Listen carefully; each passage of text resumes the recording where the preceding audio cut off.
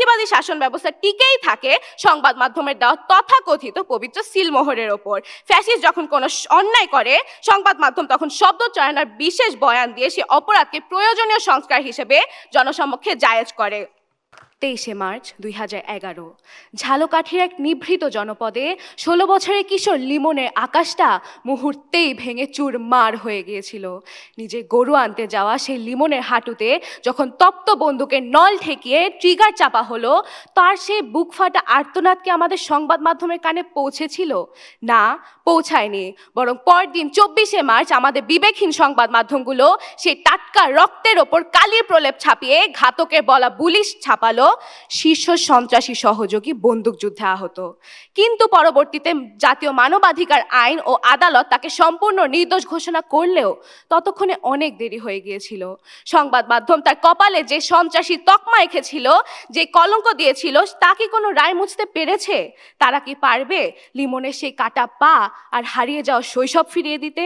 সংবাদ মাধ্যম যখন আর্তনাদকে সন্ত্রাস সাজায়, এইসব ঘটনার রেশ ধরেই ফ্যাসিবাদের ভিত্তি নির্মিত হয়। আজকে আমাদের অবস্থান অত্যন্ত পরিষ্কার। আমরা ঘাতকের বিচার করছি না, বরং সে অস্ত্রের বিচার করছি যা ছাড়া সে অন্যায় ঘটাই অসম্ভব ছিল। 2024-এর জুলাই আন্দোলনের সময় যখন দেশ জুড়ে ইন্টারনেট শাটডাউন করে মানুষ হত্যা করা হয়েছিল, তখন দেশের সংবাদ মাধ্যমগুলো সেই হত্যাকাণ্ডকে না দেখিয়ে সরকারের উন্নয়ন ধ্বংসের খবর প্রচার করছিল। এরই প্রেক্ষিতে VOA বা ভয়েস অফ আমেরিকা তাদের বিশ্লেষণে দেখায় যে সংবাদ মাধ্যম তথ্যকে সেন্সর করে এবং প্রোপাগান্ডাকে ছড়িয়ে ফ্যাসিবাদের আয়ু বাড়াচ্ছে। এই ঘটনাকে আন্তর্জাতিক মিডিয়া ইনফরমেশন ভ্যাকিউম বা তথ্য শূন্যতা তৈরির নীল নকশা বলে অভিহিত করে। কোনো শক্তি বা প্রতিষ্ঠান যখন এক পেশে তথ্য ছড়িয়ে মানুষের মগজ ধোলাই করে, তখন সেই মাধ্যম নিজেই ফ্যাসিবাদের অন্যতম প্রধান কারিগর হয়ে দাঁড়ায়। আজকে আমাদের লড়াই সে নির্বিকার মিথ্যাচারের বিরুদ্ধে, যা জনমতের বিচার, যা সমাজে বিচার বুদ্ধিকে পঙ্গু করে ফ্যাসিবাদের স্থায়ী ভিত্তি নির্মাণ করে। মাননীয় সভাপতি ম্যালকম এক্স বলেছিলেন, সংবাদ মাধ্যম চাইলে অপরাধীকে ফেরেশতা আর নির্দোষকে শয়তান বানাতে পারে। আজ আমরা সেটাই দেখছি। যখন ঘাতকের অন্যায়কে কর্তব্য সাজায় সংবাদ মাধ্যম, তখন সে মিথ্যায় জনগণের কাছে ধ্রুব সত্য হিসেবে পরিচিতি পায়।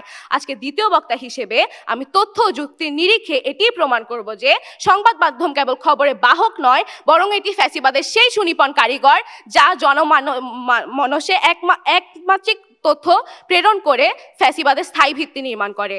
আজকে আমি দ্বিতীয় ও তৃতীয় দিক ব্যাখ্যা করার মাধ্যমে এই প্রপঞ্চটি ব্যাখ্যা করব। প্রথমে চলে যাচ্ছি সমাজকে বিভাজিত করে ভয় ও ঘৃণার বীজ বাষ্প তৈরি। সংবাদ মাধ্যম যখন কোনো নির্দিষ্ট গোষ্ঠী বা ভিন্ন মতকে সুপরিকল্পিতভাবে শত্রু হিসেবে চিহ্নিত করে, তখন সমাজ এক ভয়াবহ রণক্ষেত্রে পরিণত হয়। একে রাষ্ট্রবিজ্ঞানের ভাষায় বলা হয় অপরত্ব। সংবাদ মাধ্যম যখন কাউকে কীটপতঙ্গ বা জন্তু হিসেবে সংজ্ঞায়িত করে, তখন তাকে হত্যা করার কোনো অপরাধ থাকে না, বরং তা পবিত্র দায়িত্ব হিসেবে জনমনে স্বীকার করে। 1994 সালের রুয়ান্ডা গণহত্যার সময় RTLM নামক প্রচার মাধ্যম তুৎসীদের উইপোকা হিসেবে অভিহিত করে ঘৃণার বিষ ছড়িয়েছিল। ফলস্বরূপ মাত্র 100 দিনে 8 লক্ষ মানুষকে নির্মমভাবে হত্যা করা হয়।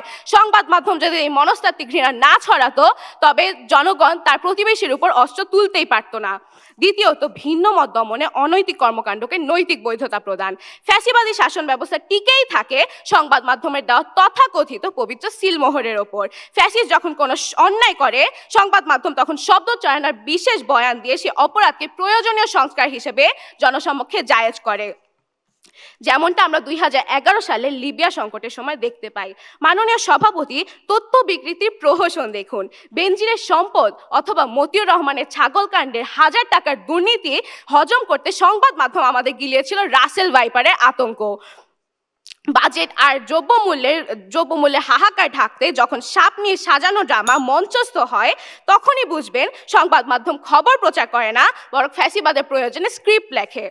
এছাড়াও 2022 সালে যখন জ্বালানি তেলের দাম 1 লাফে 52% বাড়ানো হলো, আমাদের প্রথম সারি সংবাদ মাধ্যমগুলো নিউজ করলো কি তেল ছাড়া কিভাবে ডিম ভাজি করবেন।